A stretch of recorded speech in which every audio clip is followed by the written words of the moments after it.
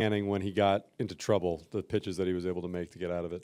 Yeah, that he kept making pitches against a good lineup. They created traffic. They put together some tough at bats, and he kept finding ways. I thought he made a really good adjustment after the first inning, where he left few sliders up in the zone, and then watching him go out there and make some adjustment, I thought he got Kepler for strike three on the slider down. He mix and match. Like I said, that's a tough lineup, and it took a lot from him.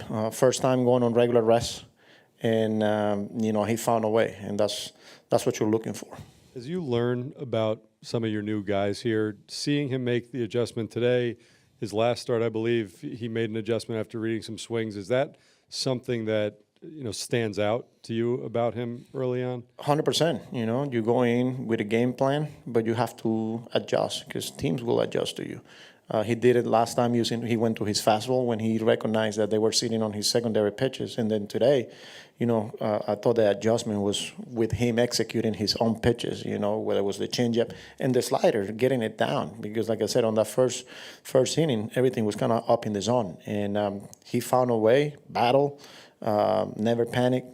When they created traffic, they put together some good at-bats, like I said, and he was still able to make pitches. And then on that fifth inning, getting Castellanos there was huge. Getting ahead and then executing the slider for the strikeout. Tony? We've asked you a lot about the rotation in the past few days, weeks. Recognizing that it's still obviously early, to what extent has this success maybe even exceeded what you thought was possible heading into the year?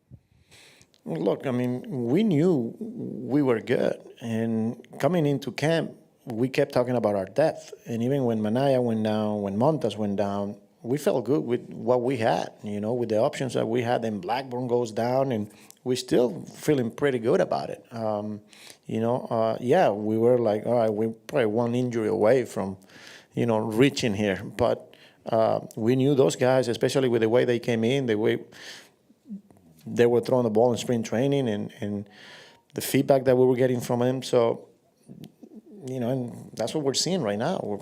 Guys are going out there, taking the ball, giving us a chance to win baseball games, attacking the strike zone, and it's fun. And then what did you think about Taylor's play, getting that double play there? Yeah, good, man. He's a baseball player. He's a play where he has to come in, and once he knows he's going to get there, he kind of, tricked him a little bit there, and then catches it and throws a perfect throw to first base to get Schwarber there.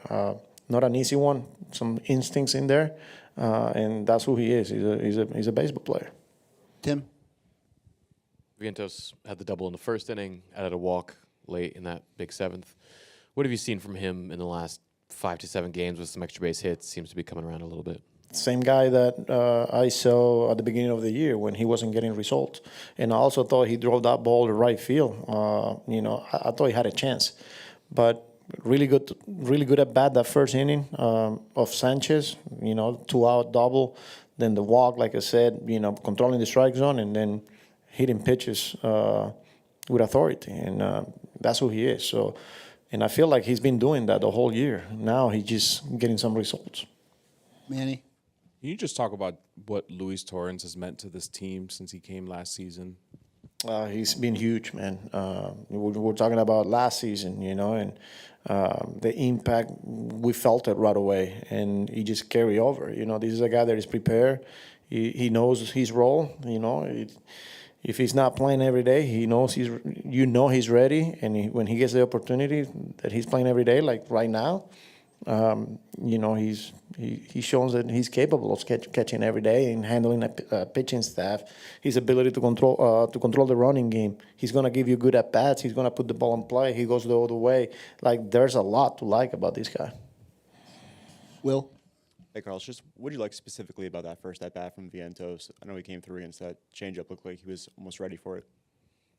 First at bat of Sanchez, I thought he laid off some tough pitches. I think he went 0-2, 3-2, if I'm not mistaken. And then he ended up hitting that ball down the line. It's just how he battled like foul off some tough ones there, and finally got a pitch and put it in play. But lay off some tough one, like I said, and he's against a pretty tough arm on Sanchez. Not easy to do, and he did it today. Mark? Carlos, do you think Alonso's defense gets overlooked a little bit? And just what did you think of the scoop he had from Vientos? I think he's probably the best in the game at it, to be honest with you. I know the difference in numbers, I guess it's because of range or, but when it comes down to picking balls in the dirt, Pete is right there in the conversation with some of the best in the game. That today is a game changer. I think there's two guys on, not an easy play for Vientos, and for him to stay in the base and having the ability to pick the ball up. Not an easy one there, and in between one, and big play there. Dan? Carlos, also on Alonso, getting hit like that, it's kind of a scary moment, just kind of close to his wrist. Was there any concern? Yeah, I about thought that? it was the arm wrist, but when I got there, it's like, no, it hit me in the chest. So I was like, okay, I know you gotta be in pain, but it's not. And then I guess a little bit in the forearm. But when I went out there, he said it got me in the chest. So And with him, just obviously he's been productive throughout his career, but this year in run scoring situations, he's got as many RBIs as anyone. Is there a difference with his approach, or have you seen anything about why he's been so productive in those situations? well, these guys, when you look at his numbers throughout his career, the RBIs they've been there. Last year was kind of like an up and down for him. We didn't see that consistency. And right now, out of the gate, it feels like he's not missing pitches. He's not chasing. And he's short to the ball, and he's using the whole field, pulling it, going the other way, going dead center. He's a hitter. Ed? Carlos, what's your reaction to being 10 over 500 so far? That what? And are you surprised at all? I mean, it's early, and I'm not looking at the standings. Our job is to continue to win series, You brought it up, I had no idea. Yeah, I know we're playing well. We're racking up wins right now, and that's what you want, But we still got long ways to go, And we can sit here and we got every game, every day, every series, and that's our mentality here. It's too early to start thinking or talking about things like that because there's a lot more to come. Steve? Carlos, back to Torrens for a second. In that seventh inning, you could have pinch hit Nimmo in that spot. What made you feel like sticking with Torrens there was the way to go? I don't know. That was a tough one there, having a guy like Nimmo off the bench. But I don't know. It's just the matchup. Looking at the matchup, Nimmo's going to say it's the best matchup there, right? Nothing against Louis. But, I just like how you're already up 2. I like the feeling for the game, the game calling, even though you got a good one on Senger, the defense is as good as Louis. But, I just took my chances with him and, hopefully he puts the ball in play, finds a hole, and, he gets to 0-2, and I was like, man.